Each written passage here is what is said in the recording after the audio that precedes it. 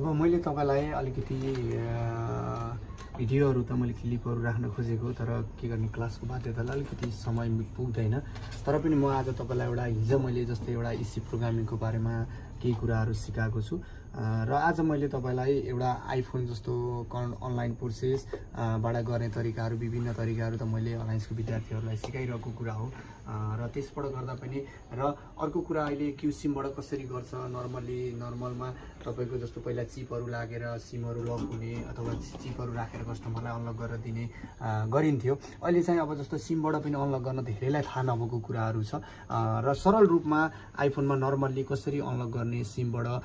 र कसरी कस्टमरलाई चाहिँ जेन्युन काम गर्दिने भन्ने कुरा पनि आउँछ यसमा अब अनलाइन गर्दा अलि महँगो हुने भएर हामी चिपबाट पनि अनलक गर्छौं यो तपाईको लक भएर आएको सेट हो यो एक्सेस म्याक्स मसँग दुईटा आएको छ हो तर म तपाईलाई अहिले एउटा चाहिँ देखाउँछु हैन अब प्रोसेस एउटै हुन्छ 10 वटा आए पनि 20 वटा आए पनि तपाईले गर्ने प्रोसेस मैले तपाईलाई योबाट सिमबाट कसरी अनलक हुन्छ एउटा नर्मली छोटो क्लिप चाहिँ देखाउने प्रयास गर्छु जस्तो यो एक्सेस म्याक्स हो ख्याल गर्नु होला यो चिप हामीसँग लाग्छ एउटा यो आर सिम छ र क्यारियर नट सपोर्टेड लेखेर आउँछ तपाईले सिम हाल्दाखेरि यहाँको विद्यार्थीहरुले त देखिरहेको कुरा हो नदेखेको भए पनि तपाईले पनि अब सिम हाल्नु भयो भने क्यारियर नट सपोर्टेड भन्छ अब यसलाई चाहिँ मैले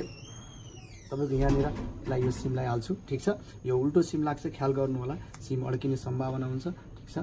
अनि यसकै म जुन ट्रे हाले पनि हुन्छ मसँग र एटेन्टी लेखेकै छ देख्नुहुन्छ मैले एउटा क्यारियर चिप हाल्छु ठीक छ यहाँनिर हाल्छु ओके अब म चाहिँ त्यस पछाडी तपाईको एकचोटी कलिङमा जान्छु ओके अब म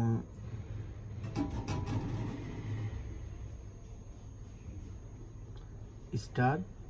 5005 स्टार 7672 स्टार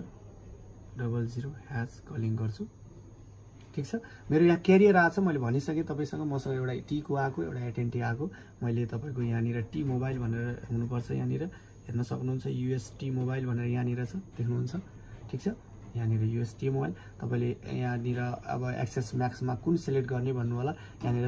i7 i8 र x छ यहाँ x लाई सिलेक्ट गर्दिनुस् ठीक छ अब यहाँनिर अटो तपाईको यो तपाईको नेटवर्कलाई सिलेक्ट गर्दिनुस् ठीक छ अब यसलाई एक्सेप्ट गर्दिनुस् ओके अब तपाईले यसलाई चाहिँ ब्याक गर्नुस्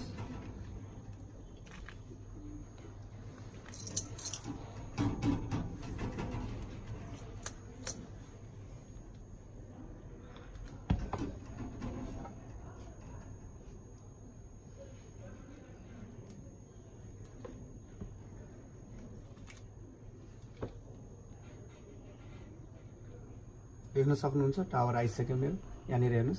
देख्नुभयो एक सिमको कुरा हो त्यति धेरै बेर लाग्दैन यहाँनिर मेरो नेटवर्क आइसक्यो मैले कलिङ गर्न सक्छु कति हो नम्बर एकचोटी भन्नु त 9840 268887 मैले हेर्नुस् मैले मेरो लक भएको कन्ट्री लक थियो मैले यसलाई सिमलाई कलिङ गर्छु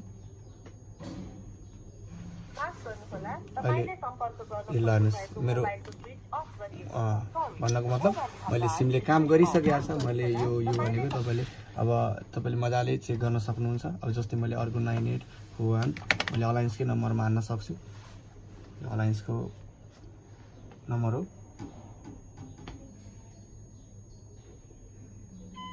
ल हेर्नुस् मैले यो फोनबाट गरिरहेको छु ल हेर्नुस् मेरो पर्सनल नम्बर हो यो मेरो 9851174406 मेरो पर्सनल नम्बरबाट मैले यहाँ नम्बर हानेको छु हेर्न सक्नुहुन्छ यसरी चाहिँ हाम्रो जस्तो तपाईले नर्मली यसरी चाहिँ तपाई के हुन्छ अब मैले तपाईको यहाँ हेर्न सक्नुहुन्छ मैले चिपै नराखिकन देख्नुभयो नि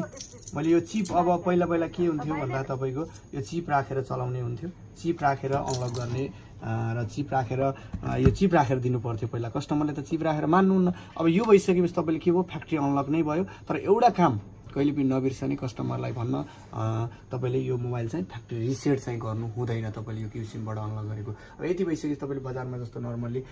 यो चिप 300-400-500 रुपैयाँमा पायो भने पनि तपाईले मजाले पैसा कमाउन सक्नुहुन्छ यसको अनलक प्रोसेस यही नै हो अब अनलाइन प्रोसेस अनलाइनको प्रोसेसहरु डिटेलली पढ्ने भने तपाईँ अलायन्समा आउनुपर्छ। अलायन्सको विद्यार्थीलाई त मैले गाइड गरेको छु र यी ल्यापटप मोबाइलहरूको स्कमेटिकद्वारा फलो गर्ने तरिकाहरू, अब हार्डवेयरको कुराहरू, डिटेलली कुराहरू त धेरै हुन्छ, तर नर्मली मैले तपाईँलाई एउटा चिपबाट कसरी अनलक गरेर पैसा कमाउने, कसरी अनलक गर्ने भन्ने कुरालाई चाहिँ देखाउन खोजेको। धन्यवाद। आजको यो हाम्रो बन्द भएको कारणले मैले तपाईँलाई त्यो बन्दमा मेरो दुईवटा मोबाइल यहाँ दुईवटा तिनवटा चार तिनटै आइरहेको छ मसँग आउनु त, तर पनि मैले तपाईँलाई एउटा देखाएँ होइन। अब यो प्रोसेसहरू चाहिँ यसरी चाहिँ हाम्रो आइफोनहरू अनलक गरिन्छ।